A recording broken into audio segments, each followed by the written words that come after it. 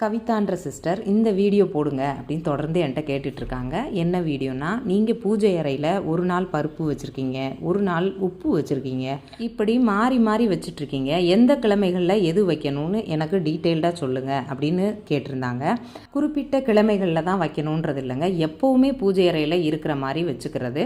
அதாவது நம்ம லைஃப்பில் தனதானியங்கள் நிறைஞ்சு இருக்கணும், அப்போ தான் நமக்கு எல்லா விதமான ஐஸ்வர்யங்களும் கிடைக்கும் அப்படின்ற ஐதீகம் முந்தி காலத்துலேருந்தே இருந்தது. நீங்கள் பார்த்தீங்கன்னா படி நிறைய நெல் வச்சு பூஜை அறையில் வச்சுருப்பாங்க. இப்போ நம்ம அதை தான் இந்த மாதிரி குபேர பானை அப்படின்னு வருது. இதுக்கு முன்னாடி குட்டி குட்டி மண் பானைகளில் இதெல்லாம் நான் ஃபில் பண்ணி வச்சுருந்தேன். இப்போ தான் இதை மாற்றிருக்கேன். பூஜை அறையில் கண்டிப்பாக கல்லுப்பு இருக்கணும். இந்த பானைகளில் வச்சோன்னா அந்த பானை வந்து அரிச்சிரும், வெண்கலன்றனால. அதனால் தனியாக ஒரு குட்டி பானையில் கல்லுப்பு நிறைச்சி பூஜை அறையில் ஒரு இடத்துல வச்சுருங்க. இது டெய்லியுமே இருக்கணும் பூஜை அறையில், அப்பப்போ மாற்றிக்கிடலாம். கல்லுப்பு ஏன் இருக்கணும்னு பார்த்தீங்கன்னா, வீட்டில் இருக்க நெகட்டிவிட்டியை குறைச்சி பாசிட்டிவிட்டியை இன்க்ரீஸ் பண்ணும்.